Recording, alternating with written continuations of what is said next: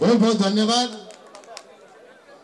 बिजू परिवार भाई भौणी माने अपन सबको मो नमस्कार जुहार नुआ वर्ष अभिनंदन। ए नुआ वर्ष रे आमे नुआ प्रतिक्रिया करिबा। जो नवीन पटनायक ओडिसा रे जे प्रथम थर मुख्यमंत्री हेइथिले 70% लोक बीपीएल कैटेगरी थिले, आज मात्र 20-25% अछंती। नुआ सरकार आसीबा परे जो प्रकार दरदाम वृद्धि होउछि तार जदि आमे से जिनिसटा चलाई देखिबा आप माने देखिबे आउ थरे हमर लोक माने 70% गरीब हे जिवे।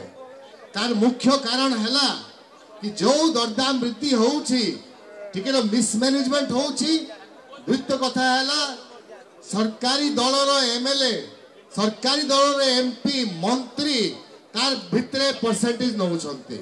मु बलांगीर ता आपन को गोटे उदाहरण कहूछि 5 टंका पर क्विंटल मिलर मांटू अदा करा होउछि। दरदाम वृद्धि हेबोनी कि जो राशन टा दिया होउथला से राशन देवा लागि जो माने स्थायी हिसाब रे गठन करा हितरा नवीन पटनायक सरकार रे तांको मध्य चंदा अदा करा होउछि। श्री निरंजन पुजारी करप्शन रो ए गोटे सरकार, भ्रष्टाचार रो गोटे सरकार, मिसमैनेजमेंट रो गोटे सरकार।